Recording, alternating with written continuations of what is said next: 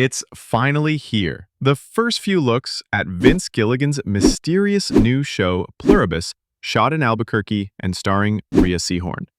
You've already seen Breaking Bad and Better Call Saul. Now Vince Gilligan is stepping into sci-fi territory with Pluribus. Yeah, Mr. White. Yes, science. And I think our confusion on this puzzling project is exactly what they're counting on. 3 cryptic teasers in, and none of them make it any less confusing.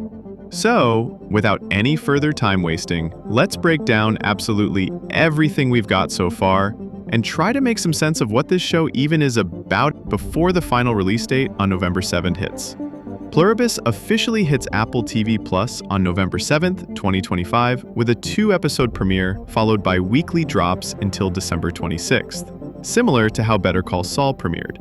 The first season spans 9 episodes, and in a bold move, Apple has already commissioned a second season. They're betting big on Gilligan's return to form. And I gotta say, it looks very promising when a studio has this much trust on their creators and let them guide the whole creative process. And it's not cheap. $13 to $15 million per episode.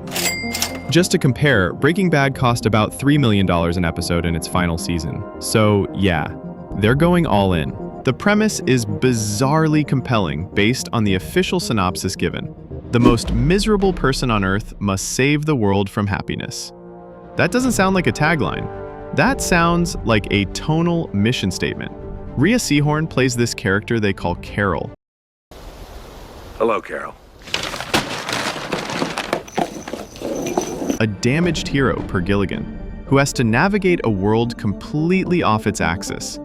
Apple has leaned into mystery as a marketing strategy, and let me tell you, it's been working.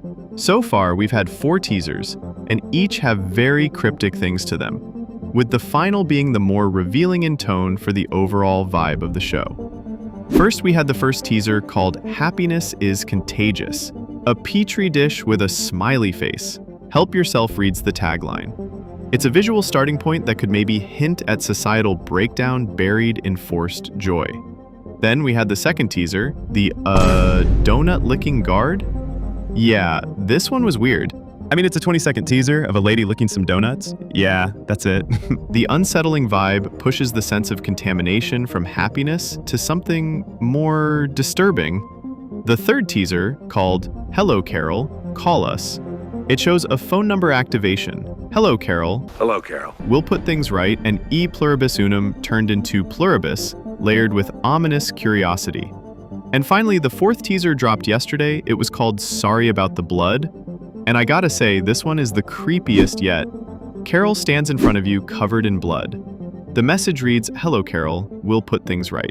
Then the eerie sign-off, Sorry about the blood. I guess we should see again about Gilligan's promise of this being a completely crimeless show. This shifts the tone from odd to threatening, and suddenly, this looks a bit unsettling. Each teaser builds on the previous, but reveals less.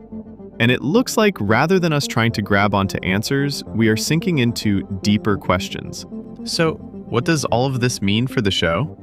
Gilligan promised no crime, no meth. Although, like I said, we'll see how that goes. A sharp departure from his former sandbox. He called this a grounded sci-fi tonal shift, somewhere between The Twilight Zone, Severance, and The X-Files. So we're not really expecting grand action or massive arcs. We're expecting creeping tension.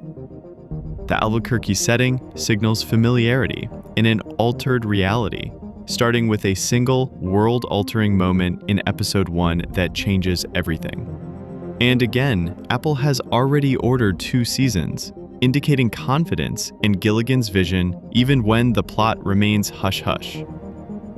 Here's the theory I'm honing in on, and this is what I got so far. I think this show is trying to go for something dystopic. The imagery and tone of these teasers suggest a society that has collapsed into something oppressive, almost suffocating, maybe through chaos or through order taken too far. The way they frame isolation, surveillance, and control makes it feel like this world is broken, and that it's been rebuilt into something harsh, where individuality is a liability. What's fueling the most compelling theories right now is this idea that something happened in the past. A single event, an outbreak, a disaster, something big enough to reshape the rules of existence. That event seems to have created a fracture in the old world, and now everyone we see is living in the shadow of it. Then there's Rhea's character. Everything about the way they've teased her presence feels deliberate, quiet, unassuming, almost fragile on the surface. But the speculation is that she isn't just a bystander in this story. The prevailing theory is that she carries something extraordinary, an ability, a trait, something beyond human that puts her at the center of this new reality. If that's the case, her arc won't just be about survival. It's about inevitability. It's about watching someone transform from a person trying to disappear into the background, into someone who cannot escape the role of a savior. And if that's the story they're building toward, then it can make the stakes global and also deeply personal. Because the biggest question becomes not just whether she can save what's left of the world, but what that will cost her. Remember, Gilligan is building on a legacy of high-concept morality shows that hide heavy ideas in eerie visuals. You feel things before you understand them. If Pluribus follows that blueprint, we're in for a slow burn mind melt, not a sci-fi spectacle. So, where are we now?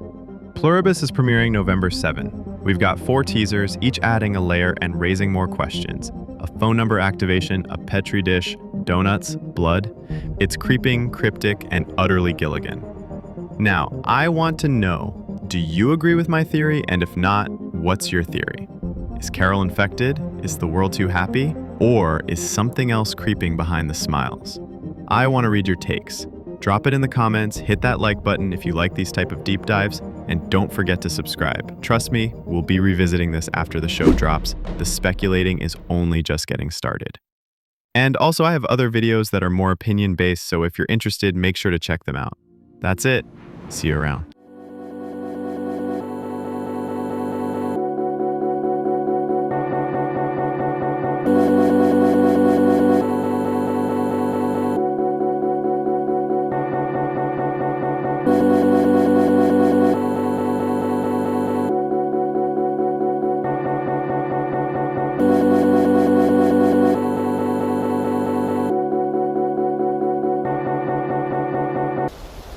Hello, Carol.